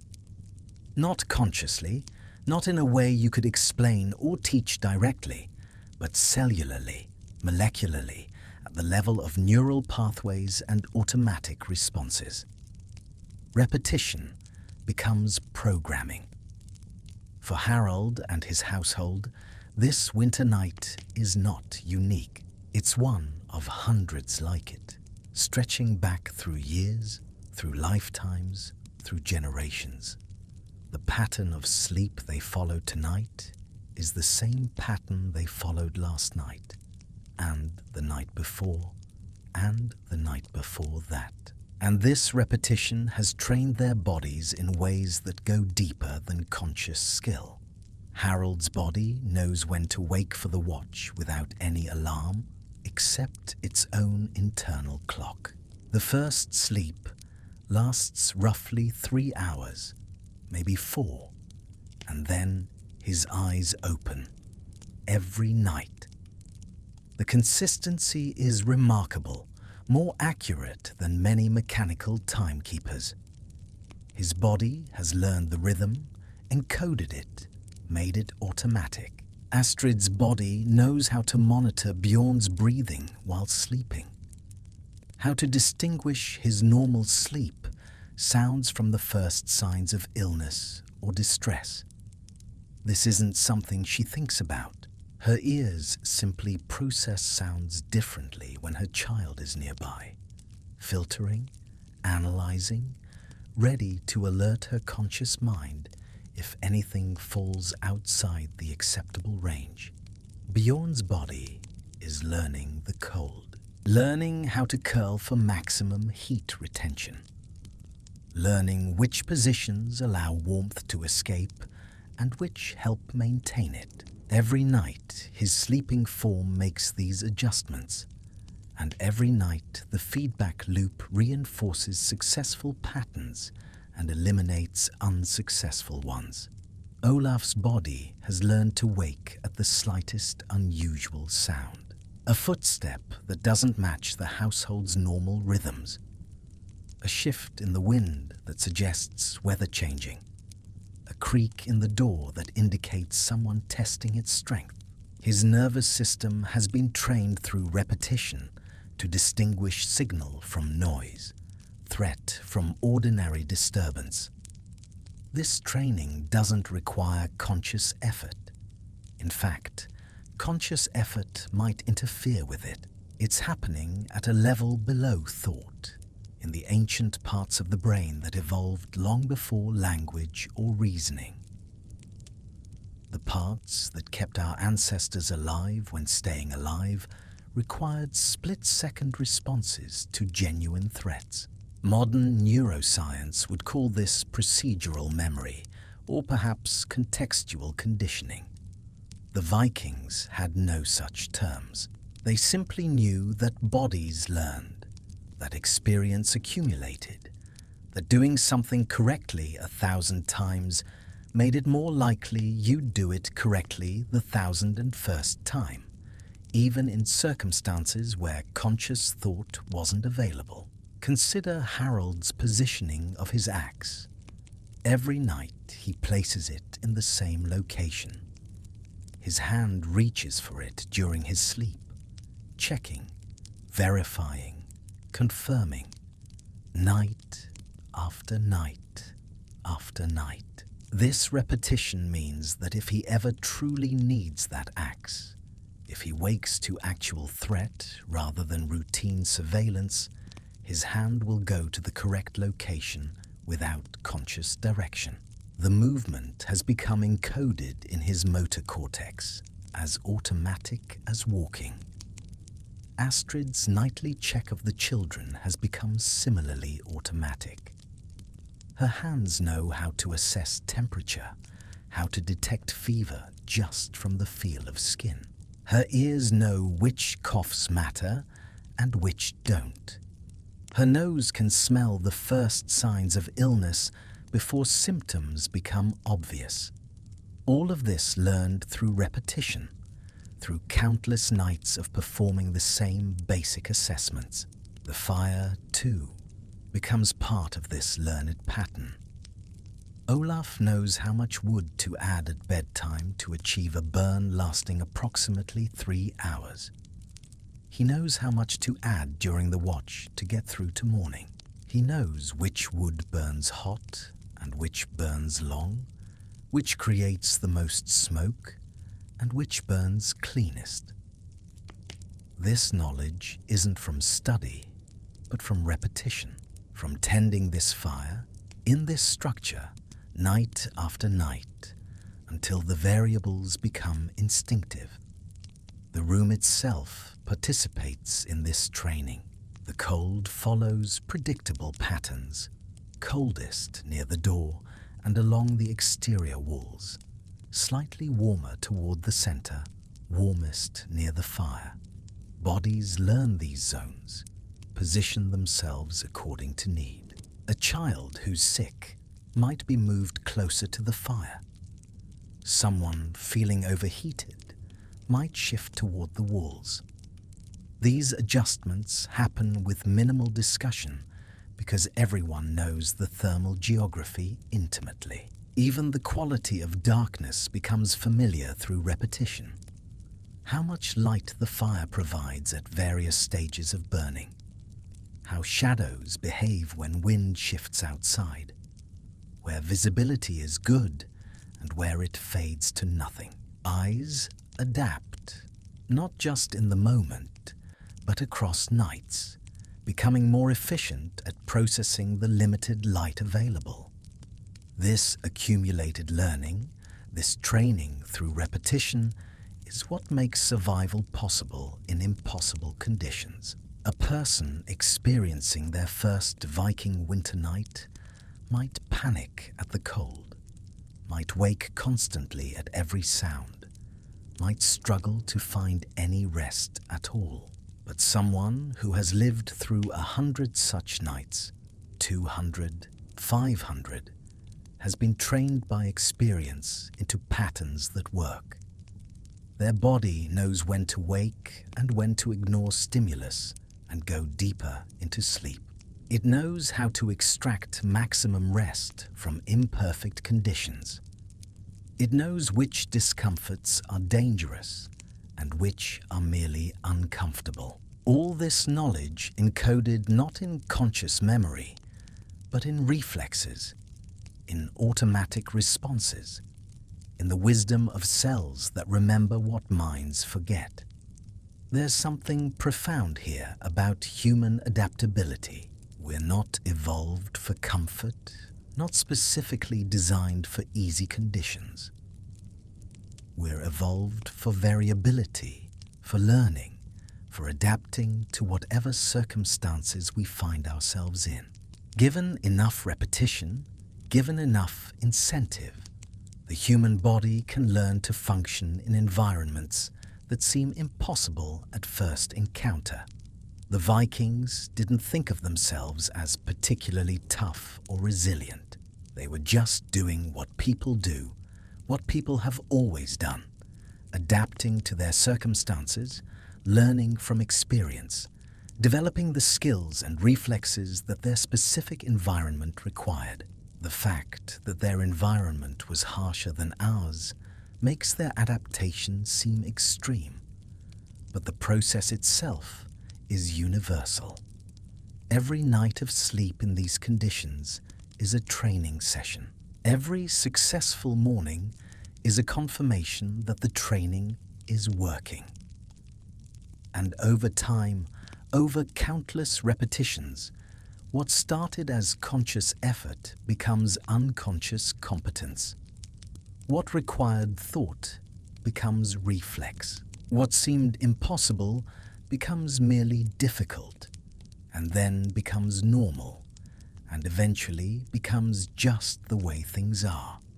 Harold doesn't think of himself as skilled at sleeping in dangerous conditions. He just sleeps. Astrid doesn't consider herself an expert at monitoring children while unconscious. She just does it. Olaf doesn't consciously pride himself on his ability to wake at threats. It simply happens, because their bodies, through endless repetition, have learned what their minds could never fully grasp. And this, perhaps, is the deepest lesson of Viking sleep, that human capacity isn't fixed, that we're not limited to what feels natural in our current comfortable circumstances, that given necessity and repetition, we can learn to do things that seem impossible, can adapt to conditions that seem unlivable, can find competence in situations where we initially find only difficulty. The body learns. The body remembers. The body trains itself through repetition into capabilities that conscious thought could never achieve alone. And on nights like this, through the long, slow hours of broken sleep and maintained vigilance, that training continues, deepening, refining, preparing these people for whatever the winter might bring. There's no dramatic moment when night ends and morning begins. No sudden transition, no clear boundary. Just a gradual lightening, so slow you can't perceive it changing, but eventually realize it has changed. The darkness that was absolute becomes merely deep. The deep becomes dim. The dim becomes twilight. For Harold and his household, the approach of morning doesn't bring relief so much as permission. Permission to stop fighting the balance between sleep and waking. Permission to let consciousness fully surface. Permission to face the day that they've successfully survived another night to meet. Harold wakes. Properly wakes. When the darkness outside has shifted from black to charcoal grey. His internal clock, trained through years of this rhythm, knows morning is near enough that staying asleep no longer serves purpose. He opens his eyes and lies still for a moment, taking inventory. His body aches in the usual places. Lower back from the hard wooden platform, shoulders stiff from maintaining protective posture, but nothing new, nothing alarming. Just the ordinary discomfort of a night spent sleeping in conditions humans weren't really designed for. He accepts these small pains without particular thought. They're simply part of being alive in this time, in this place. Astrid wakes shortly after, following her own internal rhythm that matches Harold's with uncanny consistency. She doesn't reach for Bjorn immediately, but listens first, confirming that his breathing continues steady and unlabored. Satisfied, she allows herself a slow stretch, working sensation back into limbs that have been curled against cold for hours. Bjorn still sleeps, and they let him. A few more minutes of rest for a growing boy costs nothing, and might make the difference in his energy through the day ahead. His face in the dim light looks peaceful, unmarked by the tensions that will come with waking and working and surviving in a world that requires constant effort. Olaf is already up, tending the fire, bringing it back to useful brightness. He's learned not to wait for Harold's explicit instruction. The fire is his responsibility, his domain, and managing it properly, keeping the household warm without requiring constant oversight, is part of how he maintains his position, tenuous as it is. The room is cold, noticeably colder than when they first settled for sleep. The fire has burned through most of its fuel despite Olaf's watch time additions. But it's not dangerously cold, not the kind of cold that would have required someone to wake and address it. Just uncomfortable, just the ordinary challenge of winter morning. Harold rises, moving slowly, letting his body adjust to vertical orientation. Blood redistributes, balance recalibrates. He reaches for the door, checking it one final time. A morning ritual as consistent as the evening checks. Still secure, still holding. Another night successfully defended against whatever might have wanted to enter. Astrid begins the morning work, the tasks that must happen before the day properly begins. Checking supplies, assessing what needs to be done today. Making mental calculations about food, fuel, time. Her mind, rested enough, though not perfectly, engages with these familiar problems, finding its rhythm, preparing for the decisions she'll need to make. Morning light continues its slow infiltration of the room. Not bright light. The sun in this season barely clears the horizon before beginning its descent again. But enough. Enough to see by. Enough to work by. Enough to measure another successful passage through the dangerous dark. There's no celebration of this survival, no moment of gratitude or acknowledgement. They've done this so many times that it feels ordinary, even though each night genuinely carries risk. Success has become expectation, and expectation breeds a kind of blind spot where you stop seeing what you're actually accomplishing. But make no mistake, they have accomplished something. They've shepherded their vulnerable bodies through hours of darkness and cold, maintaining the delicate balance between rest and readiness, between surrender and vigilance. They've done what needed doing, and they're alive this morning to do it again tonight. Bjorn wakes to his mother's gentle touch. His transition from sleep to waking is easier than his parents'. His young body more flexible, more forgiving. He stretches, yawns, looks around the familiar room with eyes that don't yet carry the weight of years spent in places like this. For him, this is just home, just normal. He doesn't know yet that what his family does each night is remarkable. The household moves into morning routine, each person playing their part in the choreography of survival. Olaf builds up the fire properly now that everyone is awake, and cold is no longer acceptable. Astrid begins preparing something resembling breakfast, though the concept means different things here than it does in comfortable modern homes. Harold checks equipment, plans work, considers weather.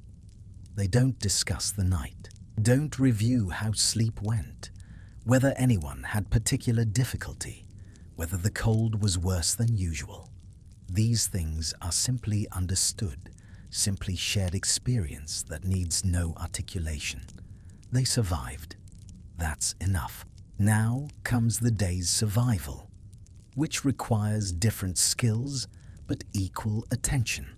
And here's what's remarkable. What's easy to miss if you're not looking carefully. This household has just spent 8 or 9 hours in a state that would terrify most modern people. Sleeping in genuine cold, in actual danger, with real possibility that something could go wrong. And they've done it successfully through a combination of learned skills, social cooperation, and carefully maintained semi-consciousness. They haven't slept the way we sleep, deeply and trustingly and completely. They've slept the way humans slept for most of our existence, carefully, partially, with awareness that never fully extinguishes. And in doing so, they've demonstrated something we've largely forgotten. That sleep doesn't have to be perfect to be adequate. That rest doesn't have to be complete to be restorative. That survival sometimes means accepting conditions far from ideal and finding ways to function anyway. The morning continues its slow arrival. Light grows incrementally. The household warms as the fire catches properly. Movement replaces stillness. The state they called sleep transitions into the state they call waking, though the boundary between them was never as clear as modern people assume. Harold looks out through the small opening that serves as a window, assessing what the day will bring. More work, more cold, more of the endless tasks that fill the space between one night's survival and the next. He doesn't dread this particularly. It's simply what life is. You survive the night, you work the day, you survive the next night. Over and over until eventually you don't. But until then, you do. Astrid watches her family moving through morning routine and feels something she wouldn't name love exactly, though that's what it is. Satisfaction, perhaps. The rightness of seeing people under her care still alive, still functioning, ready to face what comes. This is her victory, quiet and undramatic, but real. Another morning, another chance. Bjorn eats what he's given and asks questions about today's work, eager in the way children are, not yet fully aware of how much effort it takes to provide the life he's living. But he will learn. Night by night, season by season, he'll learn what his parents know. How to sleep when sleep is dangerous. How to rest while remaining ready. How to survive night after night in conditions that don't forgive mistakes. And eventually, he'll teach his own children, though he won't think of it as teaching. He'll simply live as he's learned to live. And they'll absorb it the way he absorbed it, through observation and experience. And the slow accumulation of nights survived successfully. The fire burns steadily now, pushing back the morning cold. The household settles into its daily rhythm. And the night, with all its challenges and dangers and careful navigation between rest and vigilance, recedes into memory. Not forgotten, never forgotten, but filed away with the thousands of other nights that came before. They don't think about tonight yet. Don't worry about the coming darkness. There's too much to do in daylight, too many immediate demands. But when evening comes, when light fades and cold increases, and the time approaches to lie down again in conditions that offer rest, but never quite safety, they'll do what they did last night, and the night before, and the night before that. They'll position their bodies carefully. They'll maintain their weapons within reach. They'll arrange themselves in the geometry of collective survival. They'll descend into sleep partially, carefully, maintaining that thread of connection to waking. They'll surface for the watch, tend to needs, verify conditions, then descend again. They'll do this because it works, because it's kept them alive through countless nights, because it's what humans do when surviving requires more than merely closing your eyes and hoping for morning. And morning will come, as it has today, not because it's guaranteed, not because night always ends, but because they've worked for it, maintained vigilance through it, refused to surrender completely to it. This is the victory they don't celebrate, the survival they don't announce. Just another morning, earned through another night of refusing to let go completely. The room has transformed now. What was a realm of shadows and uncertainty has become ordinary space again. Familiar walls, known corners, the fire pit that seemed ominous in darkness, now just a practical feature, doing its practical work. But something lingers, some quality in the air, some residue of the night's tension. Not fear exactly, more like respect, an acknowledgement, too subtle for words, that what they've just passed through mattered, even if they'll pass through it again tonight. Harold moves to the door and opens it fully now, letting in the grey morning light and the cold salt air from the fjord. The temperature drop is immediate, sharp, but it serves a purpose. It clears the smoke that has accumulated overnight, refreshes the air they've been breathing in its closed cycle. The cold is no longer enemy, but tool. Outside, the settlement is coming to life in its muted winter way. Other doors opening, other fires being rebuilt, other households performing the same morning rituals, the same transition from night's vigilance to day's demands. There's no community gathering, no morning greeting, just parallel existence, each family managing its own survival while being dimly aware that others do the same nearby. Astrid joins Harold at the door, standing close enough to share warmth but not touching. They look out at the grey landscape together, at the ice forming along the shore, at the low clouds that promise more cold to come. Neither speaks. There's nothing that needs saying. They see the same things, calculate the same probabilities, prepare for the same challenges. Bjorn approaches, drawn by the outside world's pull despite the cold. Harold places a hand on his son's shoulder, not restraining but grounding, teaching through touch what words struggle to convey, that the world is there, waiting, demanding, but doesn't require immediate rushing. That transition between states matters. That you don't simply leap from sleep to action, but move through stages, letting body and mind calibrate properly.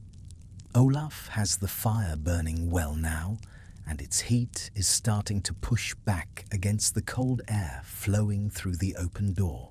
The room finds a new equilibrium, colder than night, but warming, the smoke clearing as fresh air circulates. This, too, is part of morning's work. Not just waking, but resetting the space, preparing it for evening's cycle. The morning meal, such as it is, gets prepared and consumed without ceremony. Dried fish, yesterday's bread, hard now. Water from containers that had a thin skin of ice this morning. Not abundance, but adequacy. Enough to fuel the day's work. Enough to reach tonight, when they'll eat again before beginning the next sleep cycle. Food consumed, the household begins to separate into the day's responsibilities. Harold will check the boat, assess weather, make decisions about what work can safely be done today. Astrid will manage the household stores, prepare what can be prepared, maintain the infrastructure of survival. Bjorn will learn, helping where he can, watching where he can't yet help. Olaf will tend the fire, haul water, perform the endless small tasks that keep a household functioning. They move into these roles smoothly, without discussion or direction. The pattern is established, refined through repetition, efficient in the way that necessary things become efficient when repeated often enough. There's no wasted motion, no unnecessary words, just the quiet competence of people who know their work and do it. But underneath this ordinary beginning to an ordinary day, something persists from the night. A kind of residual awareness, a maintained thread of the vigilance that kept them alive through darkness. It doesn't shut off completely just because morning has come. It can't, because while night is more obviously dangerous, day has its own risks, its own demands for attention. The ice that makes walking treacherous, the wind that can drive cold through any gap in clothing, the work itself, which requires tools that can injure, tasks that can exhaust, decisions that can prove fatal if made poorly.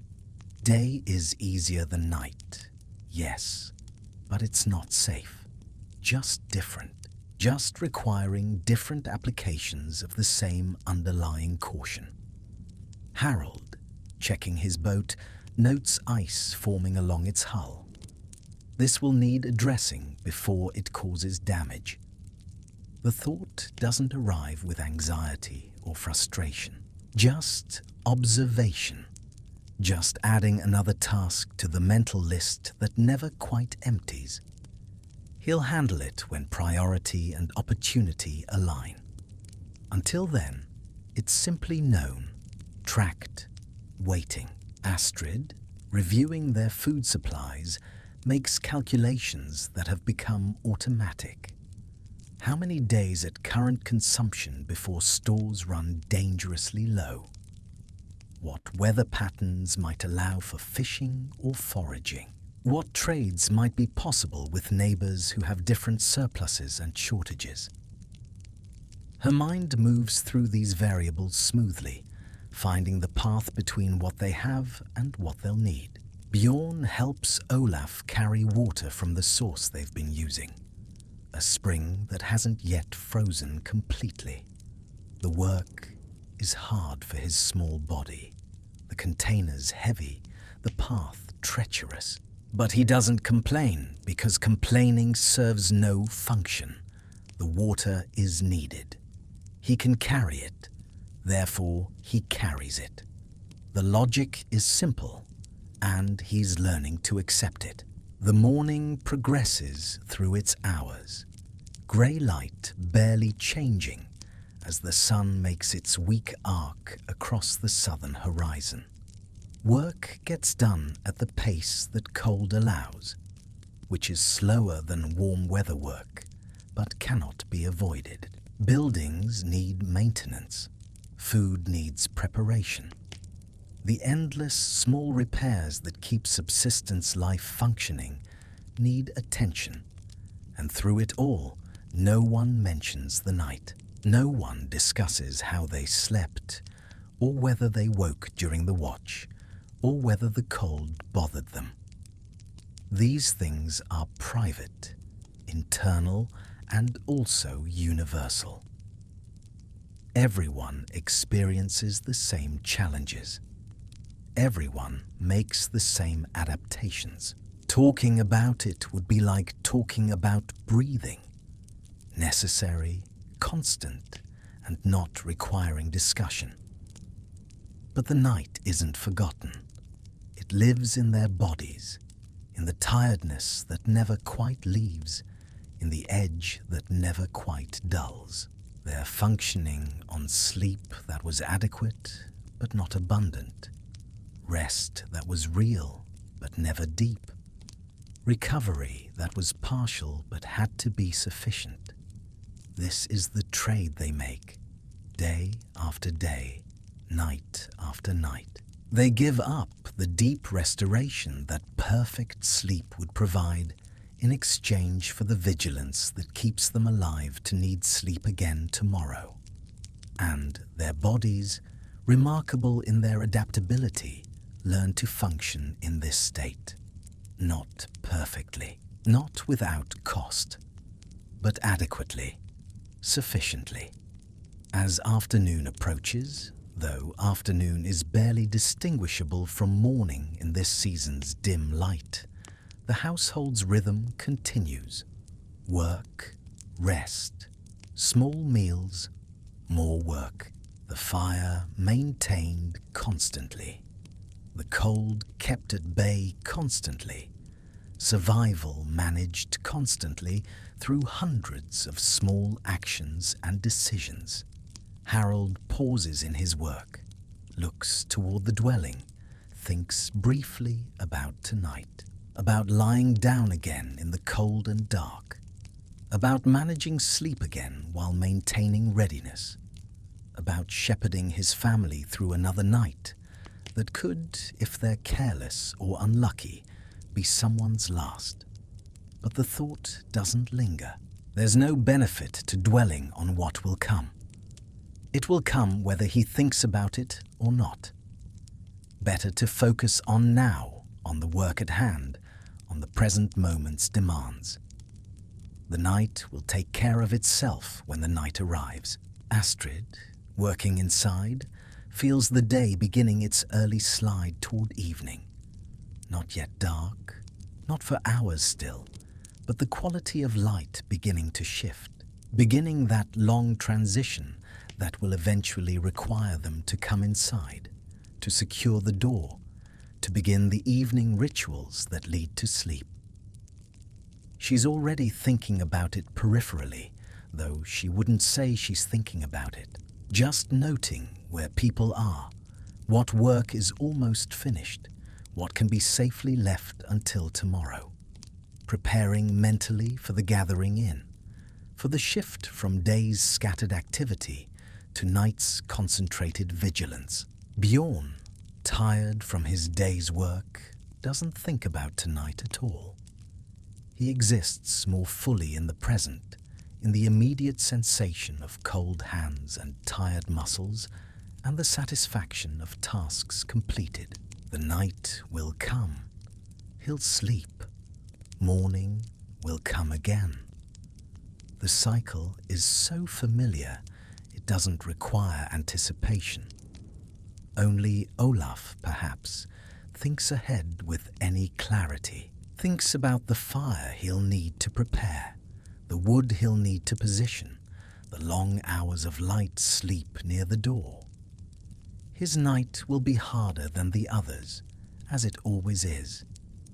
But this too is simply what is. Simply his role. Simply the price of the position he holds.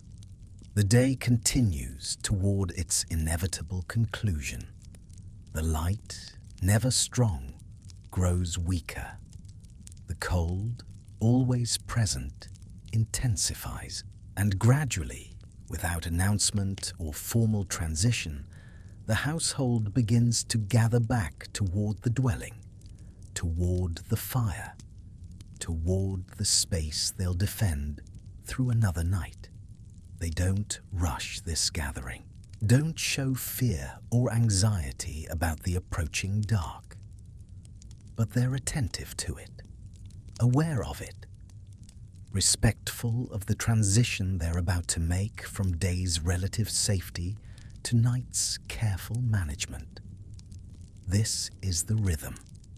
Day and night, work and rest, vigilance and partial surrender, over and over, season after season, year after year, until eventually, for each of them, there will come a night from which they don't wake, a morning they don't see, a cycle that ends rather than continuing. But that night is not tonight. Tonight, they'll do what they did last night. They'll position themselves carefully. They'll descend into sleep partially. They'll wake for the watch.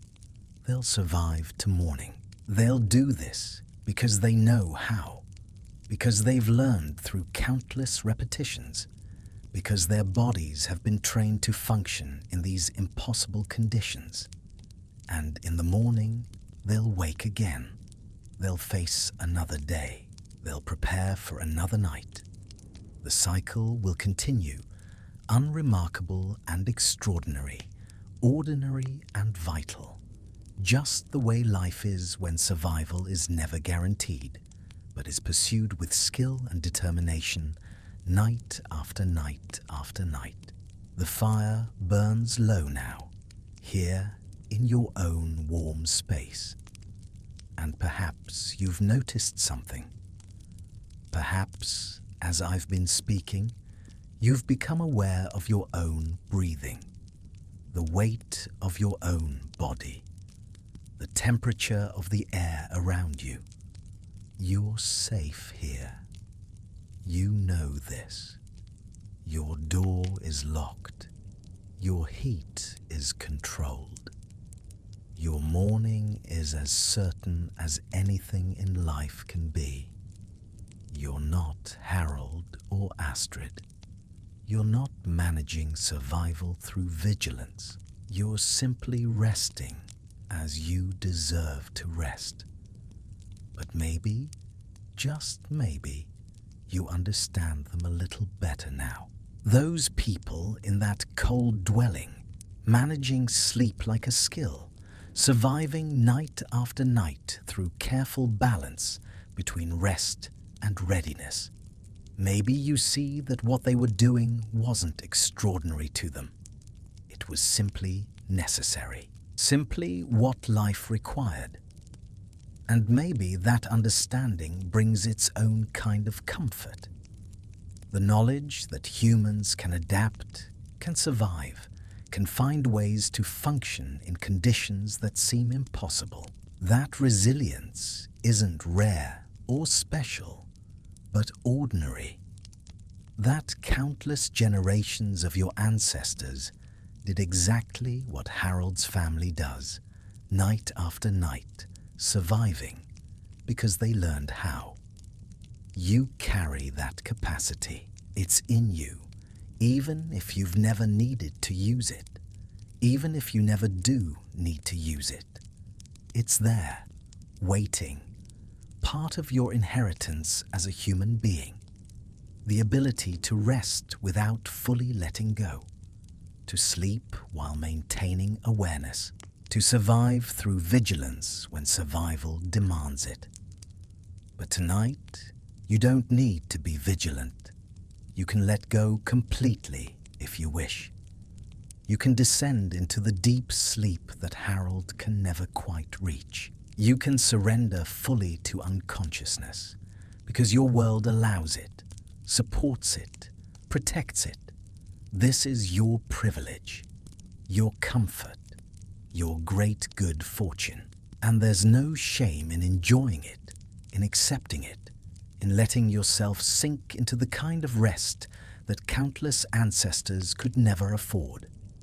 So rest now, deeply, completely. Let your breathing slow. Let your muscles release their tension. Let your mind drift away from these stories, from this cold dwelling, from these careful people managing their impossible nights. Let yourself simply sleep. I'll be here, keeping watch, the way Olaf kept watch, the way Harold surfaced during the night to check, the way Astrid monitored her children even while unconscious. Not because you need watching, not because danger threatens, but because this is what I do. This is my role in our shared night. You're safe. You're warm. You're protected by all the comforts that modernity provides. And you can rest in those comforts without guilt, without second guessing, without wondering if you should be more vigilant. Because tonight, the vigilance is mine. The watching is mine. The maintenance of awareness through your sleeping hours is mine. You can let it all go. You can trust that morning will come, as it always does, bringing light and warmth and the ordinary comfort of another day survived. So, drift now. Let the Viking dwelling fade from your mind. Let Harold and Astrid and Bjorn and Olaf recede into the past where they belong. They survived their night. You'll survive yours. But your survival requires no effort, no management, no careful balance. Just sleep. The fire of their story has burned down to embers now. And in those fading embers, you can see your own rest approaching. Not the half-sleep of survival. Not the vigilant rest of dangerous times. But true, deep, restorative sleep, the sleep of safety, the sleep of peace. And the next time you find yourself awake in the small hours, troubled by modern worries, bills, relationships, the uncertain future, think of Harold. His fear wasn't something that could be fixed with a phone call or a message. It was raw, primal fear of survival itself. And if he could find sleep amid that breath-by-breath uncertainty, perhaps we can learn to hold our own anxieties gently and rest right inside them. Though the threats have changed, stress, loneliness, anxiety, the ancient mechanism lingers in us. That moment you wake at 3 a.m., heart racing for no clear reason, might just be the faint echo of the watch from your ancestors. They survived their nights, and you're surviving yours. Let that comfort you. You know, at my age, past 55, with more winters behind me than ahead, I've learned one quiet truth. Most nights aren't about winning. They're about showing up again. You don't have to be unbreakable.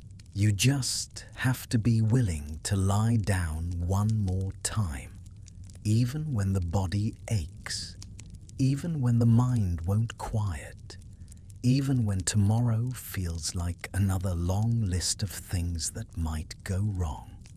That's what I see in Harold, in Astrid, in all of them. They weren't heroes in the saga sense. They were ordinary people who kept choosing to rest anyway, and every morning they opened their eyes was proof they hadn't given up. Not on the night, not on each other, not on the stubborn business of staying alive. So, if tonight your thoughts are circling like wolves at the door, if sleep feels far away, if you're tired of carrying everything alone, be kind to that tiredness. It's not weakness, it's evidence you've been carrying a lot for a long time. You've earned the right to set it down, even for a few hours. No one is keeping score. No one is judging how deeply you rest. Just let the breath come. Let the shoulders drop a fraction more. The night will pass whether you fight it or not. And when light returns, as it always has, you'll still be here, still breathing, still carrying on. That's enough. More than enough. Take it. It's yours.